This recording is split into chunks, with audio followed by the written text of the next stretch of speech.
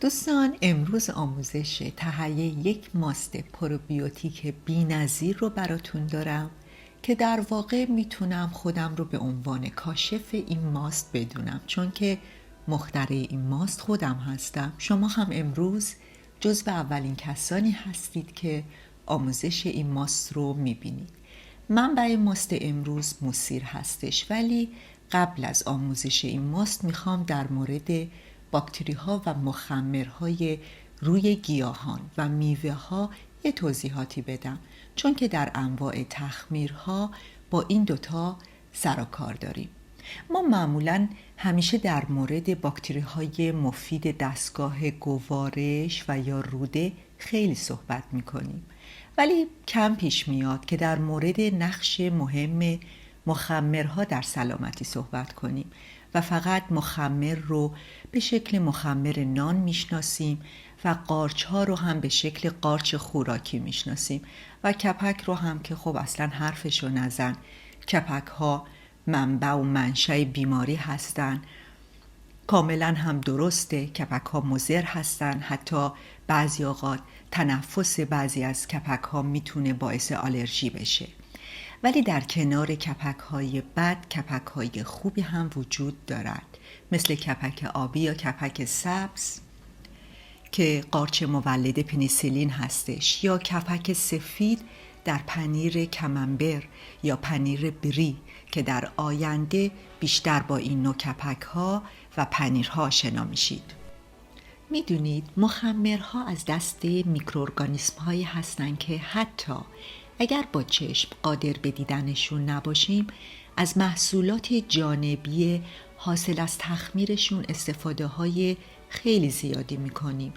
نوشیدنی های مثل کفیر، کامبوجا، نوشیدنی های الکلی، انواع مختلف نان، پنیرهای کپکی، تمپه، حبوبات کپک، برنج کپکی، سس سویا، خیلی محصولات تخمیری دیگه. خوبه که بدونید سرکه رو که به عنوان یک منبع اسیدی، منظور اسید استیک میشناسیم، قبل از اینکه سرکه بشه با کمک همین مخمرها قند میوه تبدیل به الکل و بعد هم تبدیل به سرکه میشه. یعنی اگر همین مخمرها نباشن، باکتری های مولد سرکه به وجود nemiad. پس یاد گرفتیم مخمرها در همه جا، از روی زبان تا دستگاه گوارشی ما آدم ها، تا روی برگ درخت، شاخه، گل، ریشه های زمینی، میوه ها، دانه ها، غلات، هر جایی که مرطوب پر از مواد مغذی مثل قند و اسیدهای آمینه وجود داشته باشه، مخمرها هم وجود دارند. در کنار مخمرها وجود باکتری ها، مخصوصا باکتری های اسید لاکتیک مثل باسیلوس ها در فراورده های تخمیری خیلی مهمن. این دوتا بعضی اوقات در کنار هم با هم همکاری میکنن در یک محصول تخمیری، بعضی اوقات هم شدت یکی قوی‌تر و اون یکی ضعیف‌تره. بذارید یه مثال براتون بزنم. من وقتی پنیر درست میکنم، اسید لاکتیک نقش خیلی بیشتری از مخمرها داره. مخمرها همیشه در یک پنیر وجود دارن. در واقع همین مخمرها هستن که باعث عطر و طعم خوشمزه یک پنیر میشن. ولی چون هدف درست کردن یک پنیر بدون هر نوع کپکی هستش، مراقبت‌های ویژه‌ای هم از اون پنیر میشه.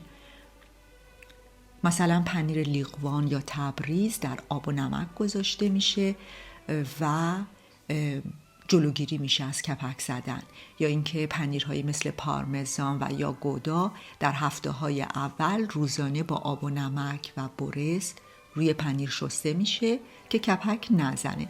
در واقع محیط رشد کپک ها رو برای کپک ها غیر ممکن میکنم. ولی وقتی که میخوام یک پنیر کپکی مثل بلوچیز یا کمنبر درست کنم، کاملا برعکس کار رو انجام میدم. رطوبت رو بالا نگه میدارم، محیط رو برای فعالیت مخمرها در کنار کارهای دیگه البته محیط رو برای رشد کپک مناسب نگه میدارم. دوستان، برای اینکه از حوصله خارج نشه از فیلم‌های پنیر کپک استفاده کردم. خوبه که بدونید تعدادی از این پنیرها از همین ماست که امروز آموزش میدم درست شده. میدونید این یعنی چی؟ یک ماست باید خیلی قدرت باکتری و مخمری بالایی داشته باشه که بشه باهاش این پنیر رو درست کرد. یعنی به خوبی میتونه جایگزین شیر خام بشه. این ماست از منبع موسیر یکی از محبوب ترین ماست های مورد علاقه منه، چون گفتم قدرت تخمیری خیلی بالایی داره و طعم و مزه‌اش هم بی‌نظیر و خیلی خوشمزه است. بریم که بهتون آموزش بدم.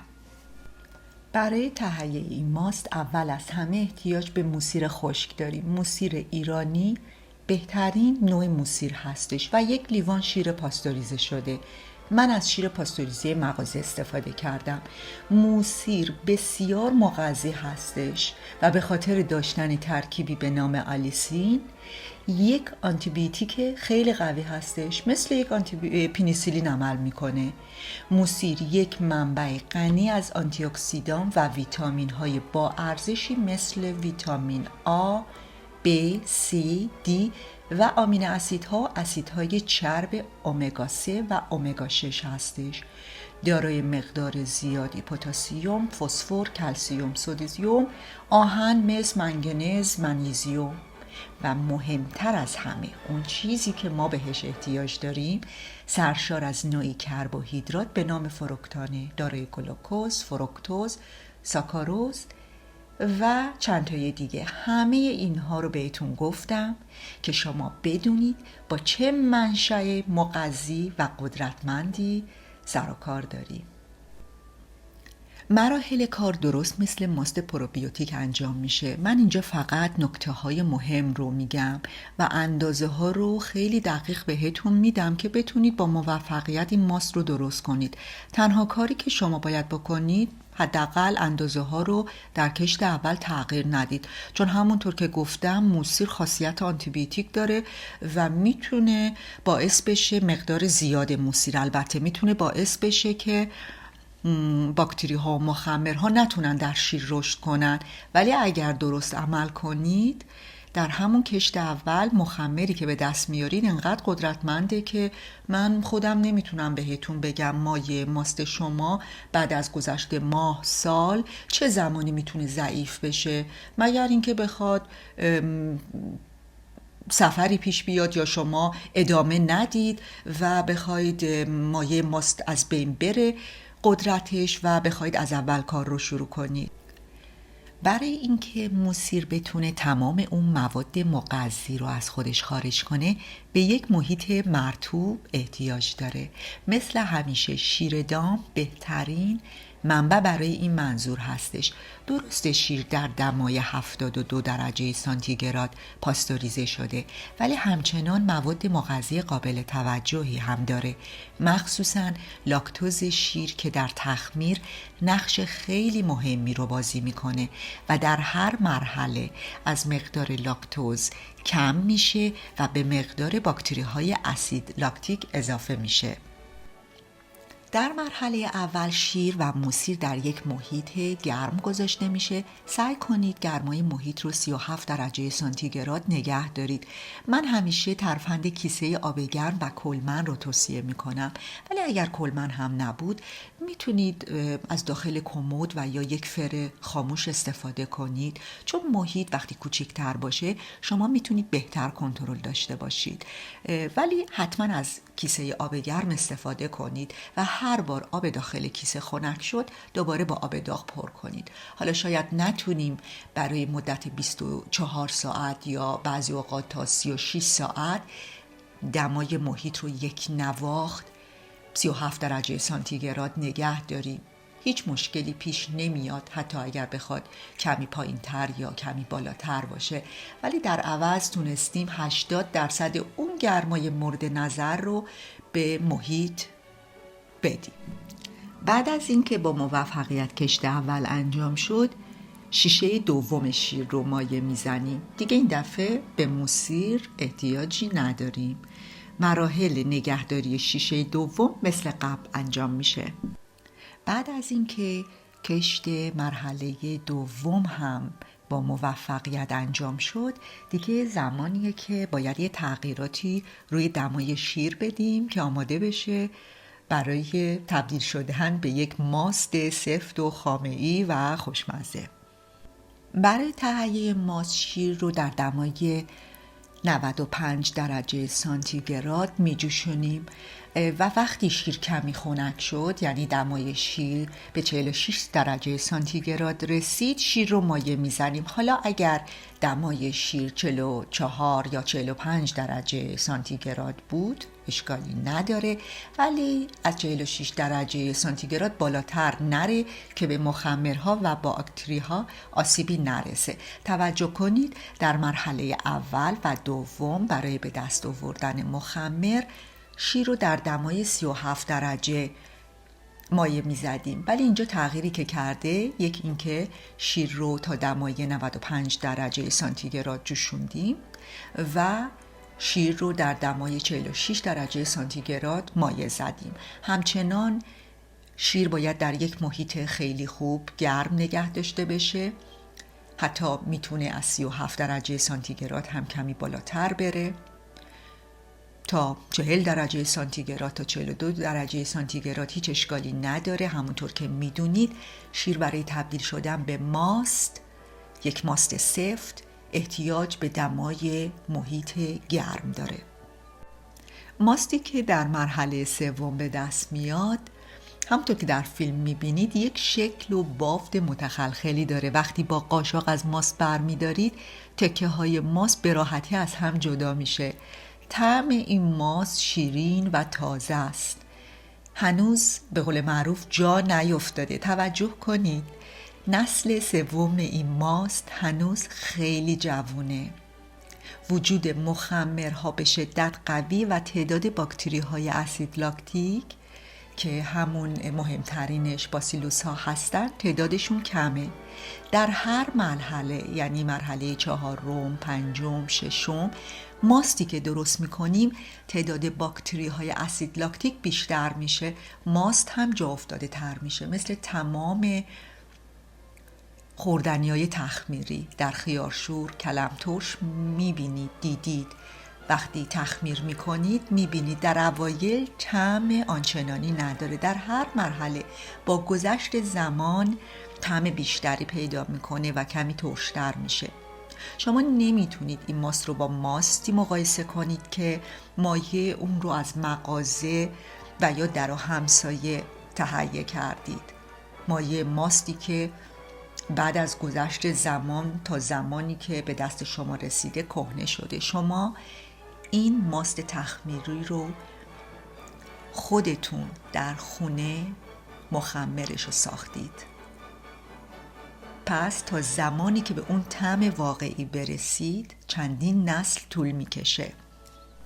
معمولا وقتی که پنیر کپکدار درست میکنم از فرصت استفاده میکنم و از نسل 4 یا 5 این ماست پنیر درست میکنم، چون در صحبت‌های قبلی گفتم که در پنیرهای کپکدار مخمرها که نقش اساسی رو بازی میکنن و در مرحله 4 و 5 بهترین زمانه، چون مقدار مخمرها زیاده و در مراحل بعدی، نسل‌های بعدی مقدار مخمر کم میشه و تعداد باکتری های اسید لاکتیک، باسیلوس ها بیشتر و بیشتر میشه.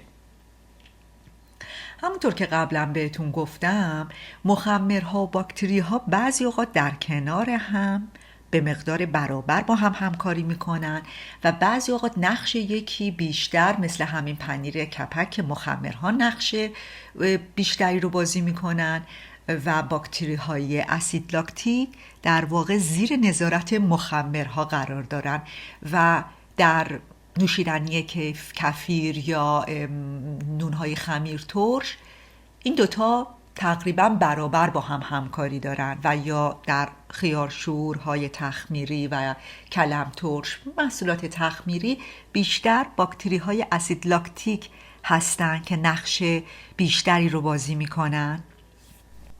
دوستان یه نکته رو میخوام بگم که البته خندم هم میگیره، چون در حال حاضر در یوتیوب خیلی توصیه های پزشکی میشه. خب حالا یه عده‌شون پزشک یا دکتر هستن، تحصیلات علمی دارن و توصیه های پزشکی هم میکنن، ولی جالبه که یه عده دیگه که تعدادشون هم کم نیست، سررشته هم در این علوم ندارن، توصیه های خیلی جدی با زور و اطمینان در مورد سلامتی و غیر سلامتی میکنن. حالا من هم میخوام توصیه هایی کنم، ولی حساب منو لطفاً از حساب این افراد جدا کنید، چون که حرفای من فقط یک توصیه و یک حرف تو خالی نیست که حالا بگیرد یا نگیرد. من به شما تمام تجربیات عملی و تجربی که در 4 دیواری منزل خودم در طول این سالها به دست آوردم رو آموزش میدم و همه این آموزش ها قابل اجرا هستش و شما چند روز بعد هم با چشم، با احساس اثرش رو میبینید.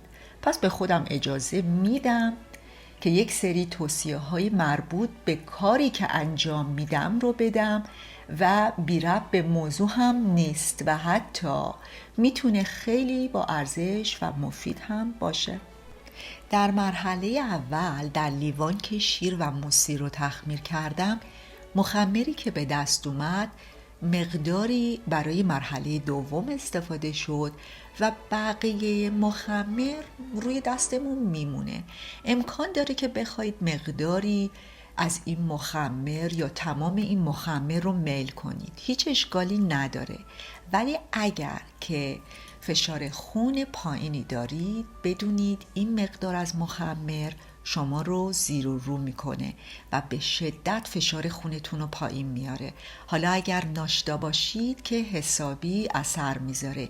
این فقط در مرحله اول به خاطر وجود مستقیم موسیر هستش و در مراحل بعدی دیگه اینطور نیست.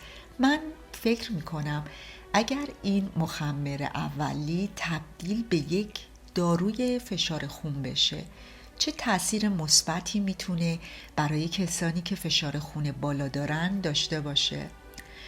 ولی خواهش میکنم اشتباه متوجه نشید و اگر زیر نظر دکتر هستید این مخمر رو به جای دارو جایگزین نکنید، ولی میتونه برای افرادی که در مرحله قرار گرفتن فشار خون بالا هستند و از دارو استفاده نمی کنن و زیر نظر دکتر نیستن، یک امتحانی با این مخمر میتونن داشته باشن. همونطور که گفتم من کلید این آموزش رو در دستاتون گذاشتم، میتونید خودتون امتحان کنید.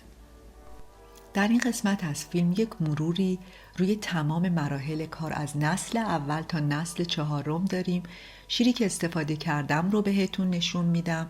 در اینجا هدفم تبلیغ نام کارخونه مشخصی نیست، فقط این که بهتون نشون میدم این شیر پاستوریزه شده و حتی هموژنیزه هم شده.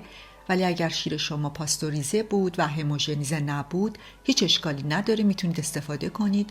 شما بافت‌های مراحل مختلف رو در این قسمت از فیلم میبینید.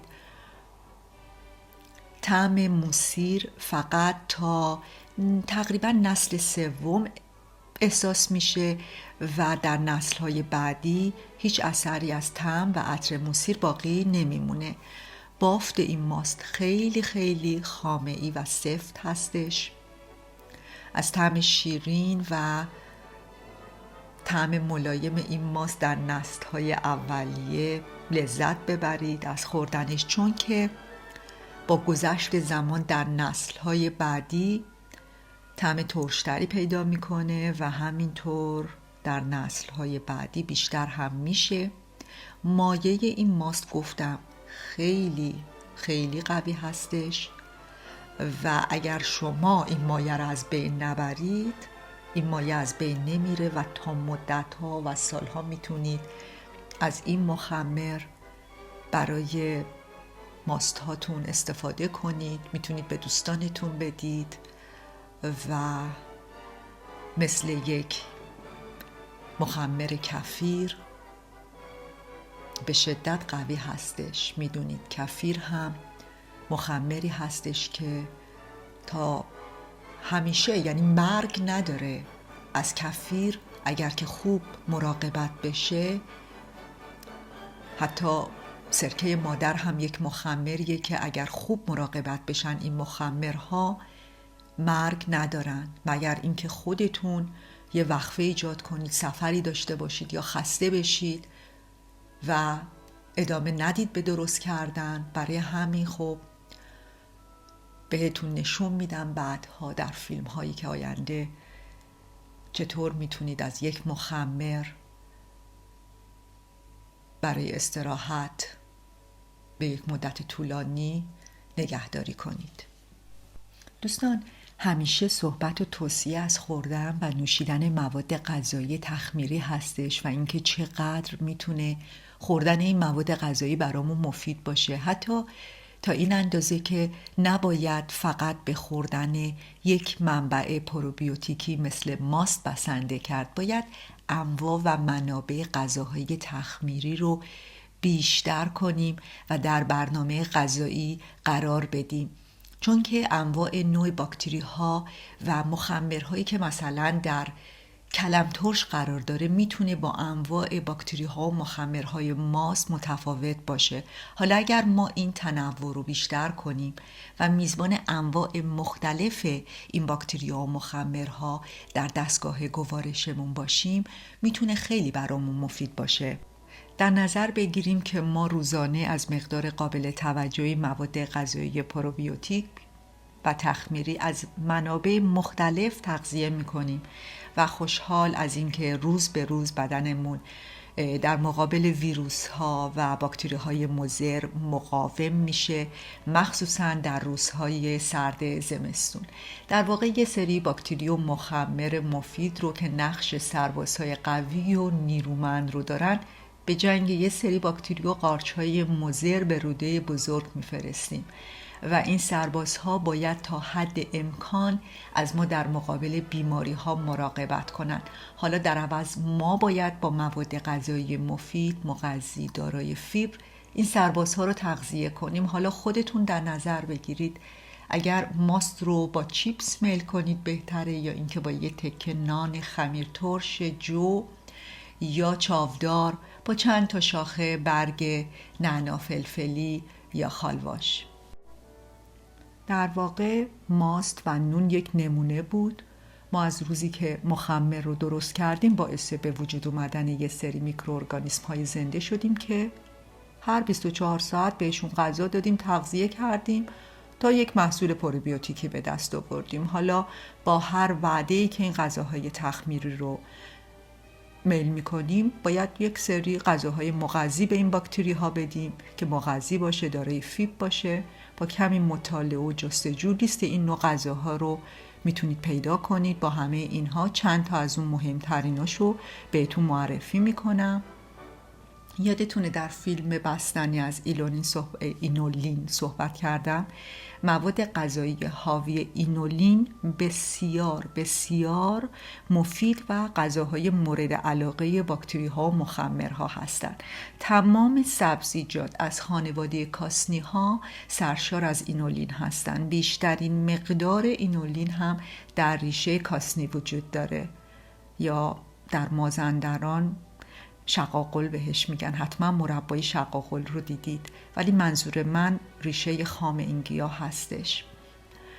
و بعد از ریشه کاسنی در سیب زمینی ترشی یا همون یارالماسی اینولین وجود داره.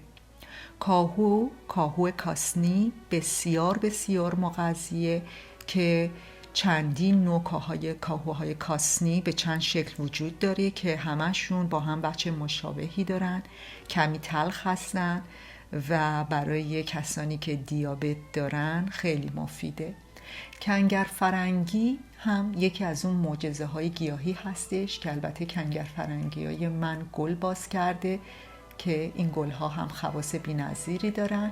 باز یک توصیه در مورد سلامتی، اگر برگ‌های کنگر فرنگی رو بجوشونید یا به همین شکل درسته قبل از اینکه گل باز کرده باشه، به همون شکلی که من یک پستی در شکلات سیاه فکر میکنم 12-13 سال پیش گذاشته بودم، لینکشو میذارم که چطور کنگر فرنگی پخته میشه و میل میشه. ولی اینجا منظور من از پختن کنگر فرنگی برای به دست آوردن آب کنگر فرنگی هستش که یعنی 1 ساعت جوشیده میشه تا جایی که یک آب تقریبا قهوه‌ای روشن رنگی به دست میاد. بعد اینو میتونید به عنوان نوشیدنی میل کنید. داروی کبد شما به قدری سالم و تمیز میشه که به جرئت میتونم بگم هیچ دارویی نمیتونه با این نوشیدنی برابری کنه. شاید در آینده فیلمی در این مورد ساختم. در فیلم بستنی گفته بودم منبع ایلونین رو بهتون معرفی میکنم. سیب ترشی یا یارالماسی منبع اینولین هستش. اگر پودر اینولین رو میخواید تهیه کنید برای استفاده در بستنی و یا نوشیدنی ها، بهتره که پوست سیب ها رو بگیرید، حلقه کنید در دمای فر 45 درجه، بهتره بیشتر از این نباشه دیگه، حالا 50 درجه 45 تا 50 درجه سانتیگراد در این دما سیب ها رو خشک کنید و بعد پودر کنید. و اگر برای میان وعده میخواید استفاده کنید که بهتون در آخر فیلم نشون میدم به چه شکلی، لازم نیست که پوستش رو بگیرید، فیبر خیلی زیادی داره پوست سیب فرنگی، سیب ترشی. فقط با یه برس تمیز کنید، حلقه حلقه کنید و به همون شکل 45 تا 50 درجه سانتیگراد در فر خشک کنید. برای تهیه اینولین اگر ریشه کاسنی رو در دسترس داشتید از ریشه کاسنی استفاده کنید. اتفاقاً بیشترین مقدار اینولین در ریشه کاسنی هستش. در یک کاسه کوچیک بهتون نشون دادم ریشه ریز خشک شده کاسنی که من به همین شکل میتونم تهیه کنم، از آمازون هم تهیه میکنم و به شکل چای ازش استفاده میکنم. و برای تهیه اینولین از سیب ترشی که میتونم تازه تهیه کنم، هم برای استفاده در تنقلات استفاده کنم، هم پودر اینولین رو میتونم تهیه کنم، ولی بیشترین استفادهم در به شکل خشک شده چیپسی در تغذیه روزانه هستش. دوستان، این آموزش دومین ماست تخمیری کانالم بود. خبر خوب اینه که چند تا ماست تخمیری دیگه هم دارم که خیلی خاص هستن که البته نقش باکتری های باسیلوس این ماست ها بیشتر از مخمرها هستن و برای همین هم ماست های ترشتری هستن. شما هم سعی کنید این فیلم آموزشی مفید و دست اول رو که در هیچ کتابی در هیچ کانالی وجود نداره و شما برای اولین بار از این کانال آموزش دیدید رو با دوستانتون به اشتراک بذارید تا من هم تشویق بشم و آموزش های دست اول بیشتری رو در اختیارتون بذارم. تا بعد دوستان.